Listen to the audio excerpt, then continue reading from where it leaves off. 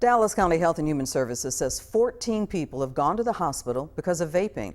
That's up from 9 cases during the weekend. It comes as 5 deaths nationwide are now linked to smoking e-cigarettes. The Centers for Disease Control and Prevention wants people to stop vaping until researchers can identify what's making people sick. Fox 4's Natalie Solis live in Dallas. Natalie. Well, Clarice, as we get a better idea of what's going on locally, the director of the CDC addresses the issue on Twitter, saying that federal and state agencies are trying to figure out exactly what's making people sick. Now, of the 14 Dallas County cases reported, 7 of the patients have required respiratory life support. That puts the total number of cases across the U.S. at about 450.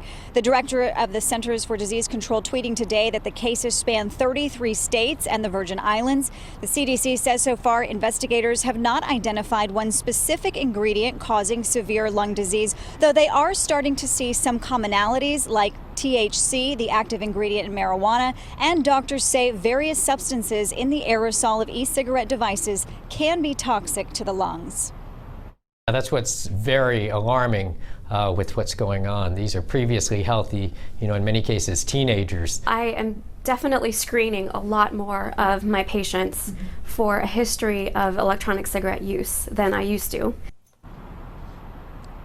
Dr. Rao is a pediatric pulmonologist with Children's Medical Center Dallas. She says even the flavorings thought to be safe for oral ingestion have not been proven safe for inhalation. Now, just last month, 17-year-old Tristan Zofeld of Fort Worth shared his near-death experience and extensive hospital stay. He says the result of 3 years of vaping.